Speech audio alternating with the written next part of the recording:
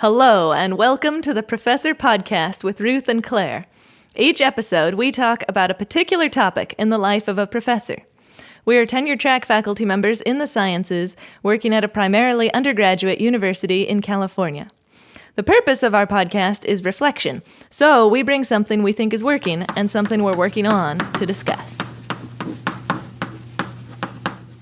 Welcome to the Professor Podcast with Ruth and Claire. I'm Claire. And I'm Ruth. And today we're going to talk about student internships, fellowships, etc. Before we do that, Claire, how was your week?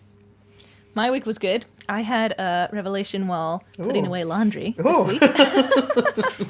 Which was, I don't know if you get this feeling, but I often have the feeling of like, man, it would just be so nice to just be doing this one thing and just like not rushed and like just focusing on the one thing. And when the heck am I going to get a chance to do that? Maybe not till like next Wednesday at 2 p.m. I could maybe make that happen. Anyway, while I was doing laundry, I was feeling that way. And then I was like, what if I just felt that way right now about doing laundry? And then I was just putting away the laundry like, the one thing I'm doing, relaxed and not rushed, is putting away the laundry. And that was really nice. So now I have this phrase that helps me remember that, which is, it's my life, which is like, right now, I love this is my life, and I'm doing this one thing, and it doesn't have to be next Wednesday at 2 is the next time I could potentially just do this thing. Whatever I'm doing right now, that's the thing I'm doing.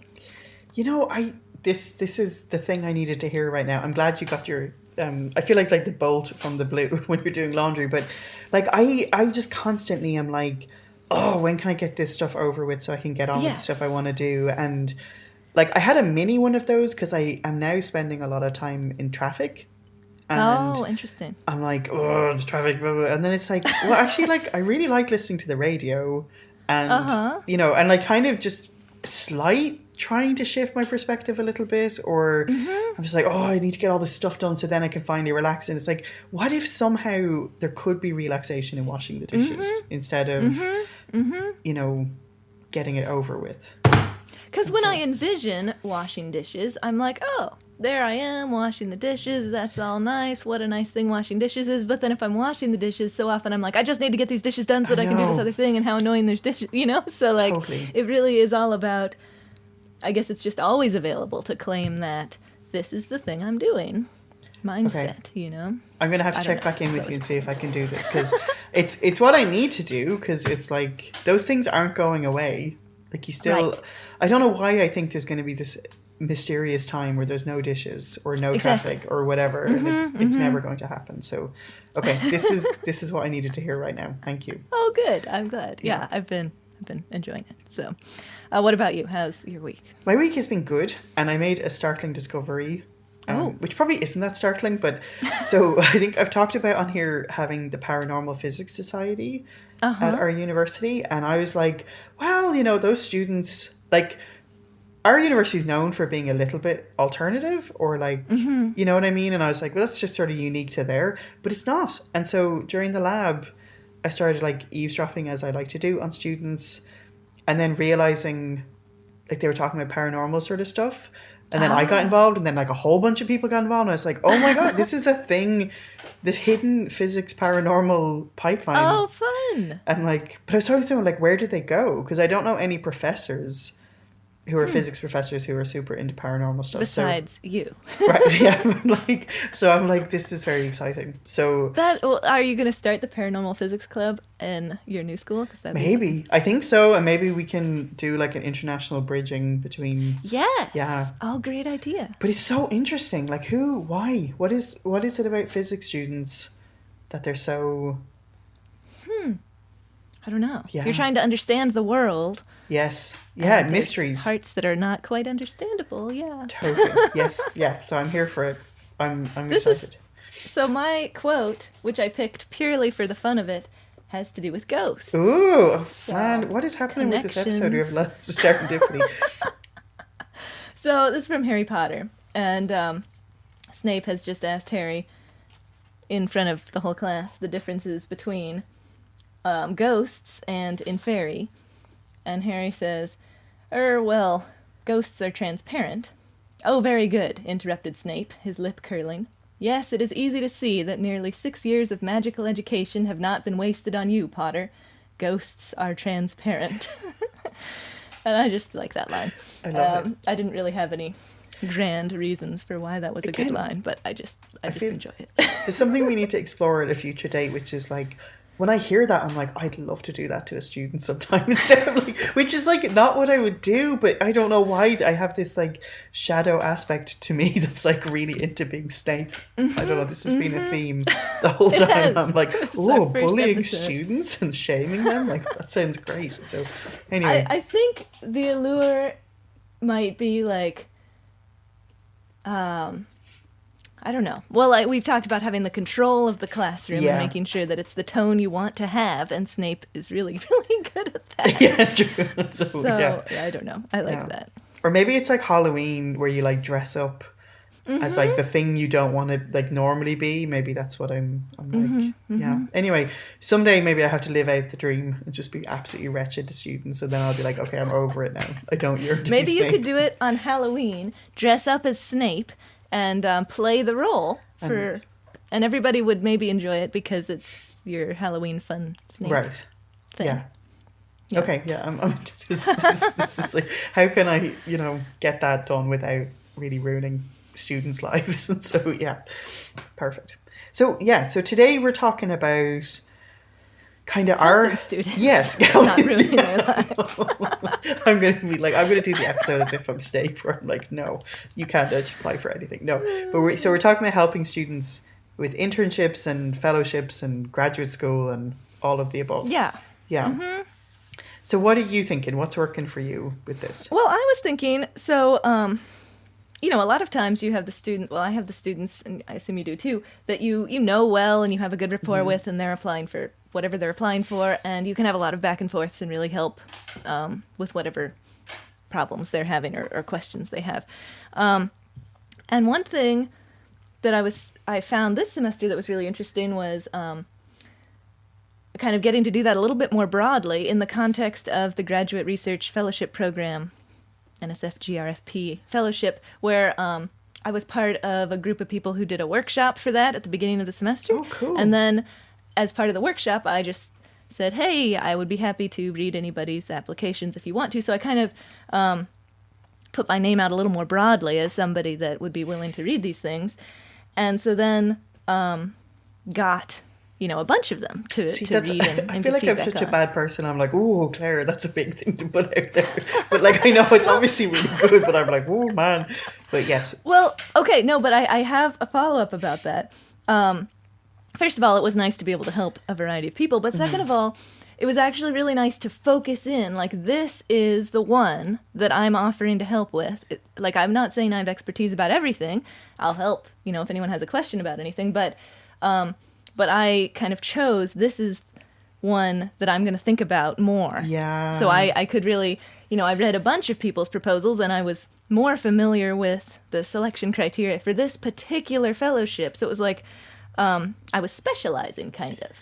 Yeah. And that made it a little more efficient. Like, I could be more broadly helpful, and also, like, to be helpful for any of these, you kind of have to know what they're looking for. And I know a little bit about that one just because I have been involved with NSF a little bit, and so just being able to specialize in that particular program and know a little bit more about that program, I felt like it was actually more efficient in terms of helping people with my time than if I was trying to help a bunch of people with a bunch of random different ones. So that was kind of cool.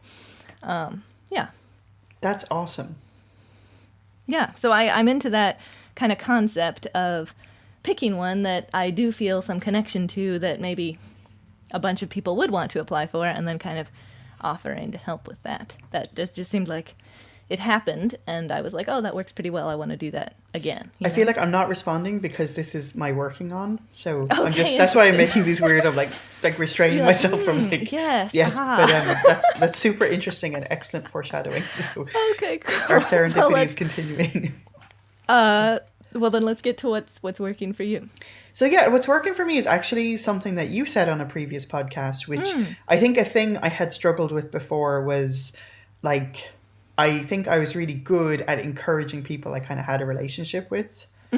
And then when you mentioned like also sending it to the entire class and making sure to do that. So that's something I've definitely shifted Like over. forwarding an opportunity to a bunch of Yeah. people. Is that what And you're it's saying? weird because like I think I've been surprised about people who've responded. You know what I mean? And like people I would not have Yes. necessarily thought to talk to about it or like, oh, I'm interested in this. So that's good. And I think for me, and this is something I definitely struggled with COVID teaching, was chatting. Chatting is my main thing, and Okay.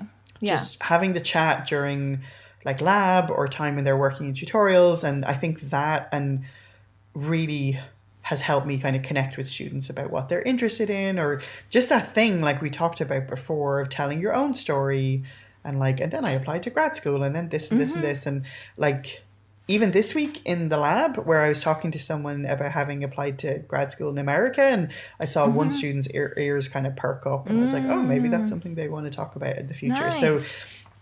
yeah, I think chatting and just that kind of rounded experience of like what actually a real person they know did is super helpful. So I think that can be really good. So the power of chat is what I'm I saying love works. that. I Yeah. love that. And I love that it's like something you've seen works well with you in particular as a relationship with your students, and then what I mean, that just makes so much sense to just be like, this works, so I'm going to be more intentional about allowing that to have more opportunity to work, you know? Right. And I think I noticed just being back in the classroom how different that is. But I mean, I think we've talked about this before and you had the same experience. But like a lot of students, say, for example, don't know that if you go to grad school, you can get paid. Or a lot of them haven't Right. heard of REUs. And I really feel like sometimes just having the chat, not necessarily even me chatting with them, but just other students chatting during the lab and that kind of atmosphere. Because like someone will mention like, oh, I was in Texas A&M last summer, and someone's like, what do you mean? And it's like, oh, do you know what an REU is? You get paid for 10 weeks. And for some reason, that is just so much more effective than It's so necessarily meaningful. sticking Yeah. up a leaflet on your door or whatever. And Definitely.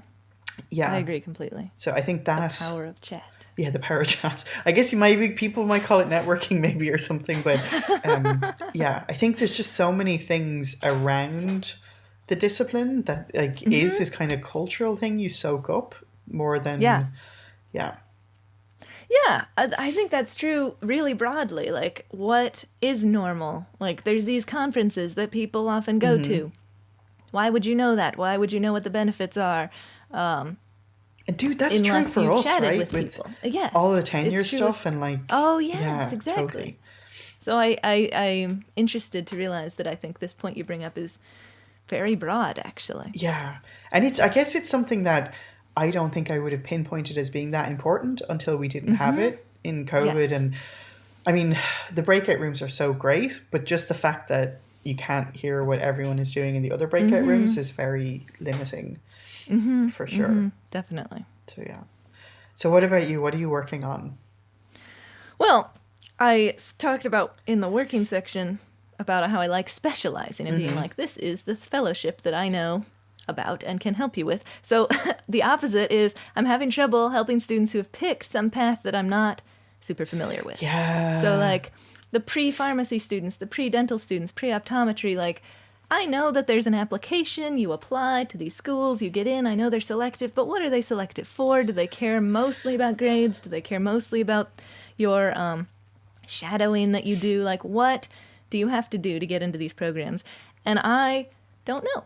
And well, I don't know what makes a competitive applicant, you know? So we do have on campus pre-pharmacy advisor and a pre-dental advisor, and so I can refer them to those people. So that's good, but it does feel kind of passive. And what I would love to have, and I'm not quite sure how to make, but I want just like a little chart that's like pre-optometry. Oh, well, you definitely need to shadow for at least a year, and if your grades are below X, then you should shadow a little more. I don't know what the rule, I totally made that up. But, you know, some little chart that would be helpful, or at least, I don't know. I just feel like I can help so much more when somebody's applying to a PhD program because I went to a PhD program. Totally. And, you know, and then, like I say, the fellowship, well, I know how NSF works because I've been on review panels and written NSF grants. So I can help with those areas, but I don't feel as enabled to help with these other areas. So yeah. Yeah.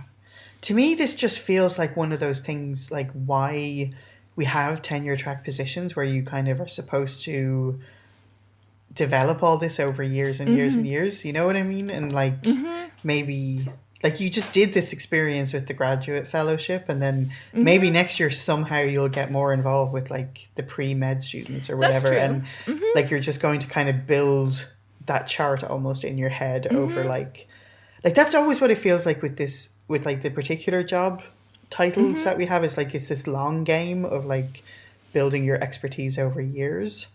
Sure. Yeah. Sure. First you build your expertise teaching this class, and then you can build some expertise with advising. Yeah. Totally. I see what you're saying. That's interesting.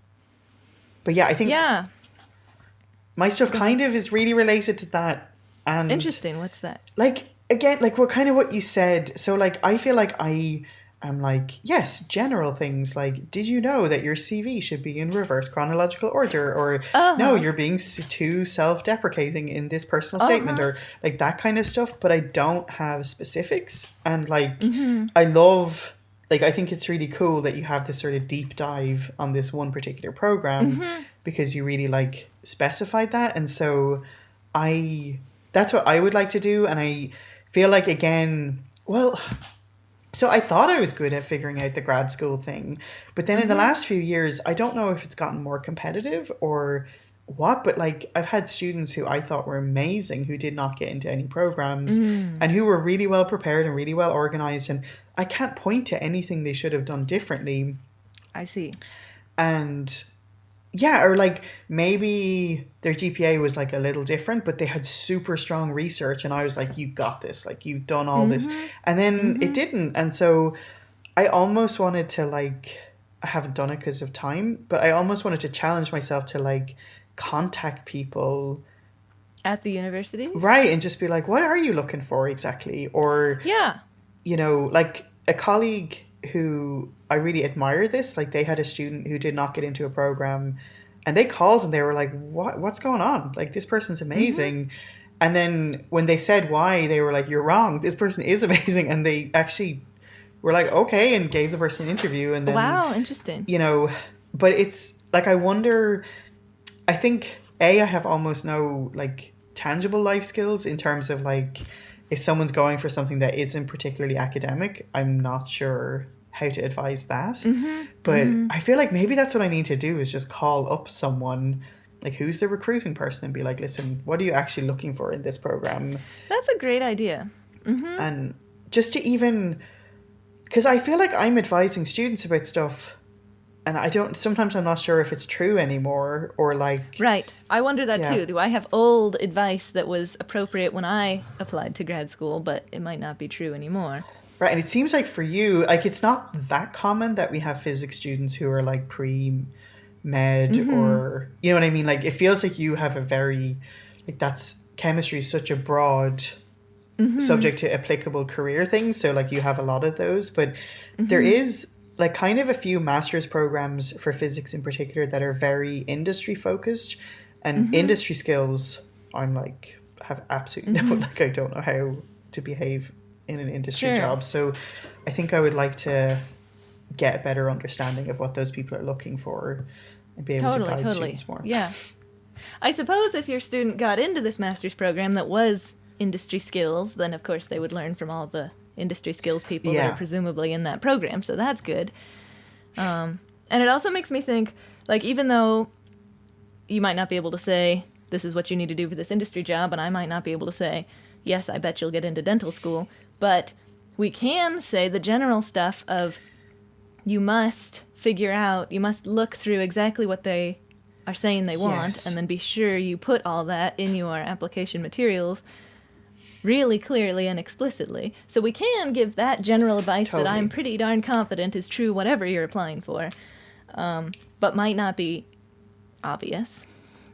But yes, I love your idea of calling up the school and saying, hey, what are you looking for?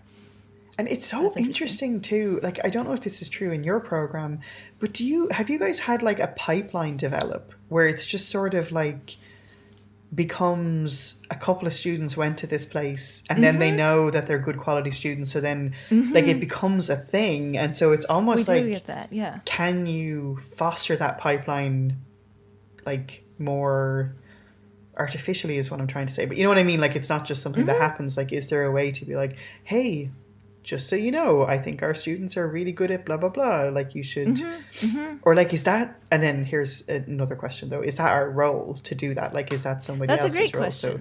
So, I don't know. Yeah, because I do feel like our chemistry graduates have really good laboratory hands-on skills. Yeah, I think so. I would be comfortable calling up someplace and saying that and seeing if that's what they're looking for, and if that is what they're looking for, then saying, I think you should really strongly consider our students.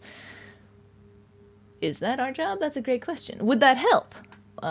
Is that a really weird thing to do that would be helpful, or is it a really weird thing to do that wouldn't be helpful, or is it just a common thing to do that I don't know that we should be doing, you know? So that's an interesting question. Well, and it's so, like, and I think, now that I'm saying it, I think one thing that could be a thing to do is invite those people to come and present. Oh, that's a great idea. That would, like, naturally lead to a conversation. Because there has to be a thing, right, where like some schools have very strict grading policies, so those schools' GPAs, you know what I mean? Sure. Or what are the universities that's super focused on the GRE? And I don't know if I've made any secret of this, but I despise the GRE with every fiber of my being. And so is that a school you want to avoid? Or, you know, and there is a movement in physics where there's a lot more schools abandoning the GRE. But even and in chemistry as well. Yeah, but even within the ones who do it, like some people are like, this is like what we're going to live and die by. Like there's a cutoff point. And other people are like, sure, we'll take the score, but like it doesn't really, you know, so yeah. That's really interesting. You know, so recently I got a call, you know, a reference call from a company that was thinking of hiring a recent graduate, and it seemed like a great match, seemed like they were planning to hire him, and then the person said, and I also want to tell you that we're planning to hire a bunch of other people soon, and so if you would spread the word among your recent graduates, that'd be helpful. So anyway, I that's kind of like this pipeline thing like you're talking about. So that she was trying to start the pipeline, the person I was talking to, but maybe we should be on the lookout for pipelines we could start. Yeah, like that. Or even fostering ones that get I think like something I would love to have in my pocket, and this again seems like a lifetime's work, but like what schools really appreciate students who have REUs or did publish a paper, or what schools are like, no, GPA is everything, or just kind of getting a feel for that sort of information so I could better guide students. Right, so you could be like, wow, your GPA is awesome. I recommend you apply for this fellowship or whatever. Right. Or, you know, whatever. Yeah, totally. That's like the bigger version of this chart that I'm imagining. Yeah. That would just be some guiding criteria. Here's another side thing about all of this stuff. One thing I really struggle with is I think that REU programs, so I don't know if we've discussed that on the podcast, but it's research experience for undergrads, and I'm only familiar with it in STEM subjects, but I don't know if it exists. So it's like NSF funded, where students can go for 10 weeks and they get paid a good substantial amount of money to work at an R1 institution and get research experience somewhere in their undergraduate time. So something that a colleague who you know as well told me, because they served on one of the panels, was that those programs are very conscious of taking students from smaller schools like ours. And so they have to have a certain percentage from schools like ours, which I think is wonderful. But then that doesn't translate into grad school necessarily. Do you know what I mean? And so I have had students who've gotten into amazing REUs because they're like really qualified to do so. And the schools are deliberately like, oh, we want to pay attention to smaller schools. And then that doesn't translate into grad school. And so it's really difficult. Like it's disappointing for those students. So you would think, of course, that the REU, I mean, I'm right with you. Research experience seems to me the way to get into a PhD program. And so if you have a really awesome REU, that seems like that would be really helpful, whether or not you're overall a candidate that everybody wants in Yeah. their PhD program. Yeah, interesting. I don't know. I do think, I mean, this is getting specific, but with PhD programs, it seems like it varies a lot. Like in physics, you're often talking about getting into the school, whereas, and that's true often in chemistry, but if you get into the more environmental chemistry, oceanography side, it's more about getting in with the particular advisor. Okay. It's not like the school will let you in if the advisor says, I want you, and Oh, won't wow. otherwise. Oh, so it's that's very interesting. different, depending on what field you're in and depending on, just the school in general. So that's kind of a different thing. That's at that point you need to reach this particular individual. Wow, that's super interesting. Because that's kind of, I think, a lot more what it's like in Ireland for PhDs, where like you approach the actual individual group more than the like you don't do a common entry kind of thing. So that's super interesting too. And yeah, so I think my overall thing is I need to refresh. Like I think like you sort of articulated, like I'm worried I'm flogging old skills that are not applicable anymore. Like I'm like, this is what I did, and I think I need to refresh that with like new information of what they're actually looking for, because I definitely worry that I'm not accurately telling students. Well, and like some of that, like again, it's like kind of false hope, because I'm like, no, don't worry about it. If you got that REU, then you're definitely gonna, and then like with one person in particular, that didn't turn out to be true, and yeah. That's too bad. Yeah, totally. Yeah. Well, this has been very helpful to like kind of think through. I really like the idea of specializing. Yeah. But then having some like general guidance for the other people. Because I can't be an expert on all the things, but I do want to be able to provide some helpful information, whatever they're trying to do. And I think we can. Totally. I like this. Yeah. I think it sort of crystallized some things I've been thinking about for years, but not really able to verbalize. Yeah. So if anyone out there who's listening is actually a person who recruits for programs, please let us know what are helpful qualities that we should be encouraging in our students. That would be so helpful.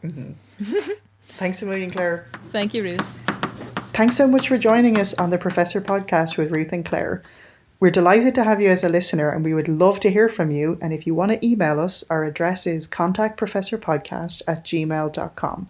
We'd love to hear any of your suggestions for future shows, or professor quotes that you might want to share with us, or even just things that have come up for you when you were listening to previous episodes.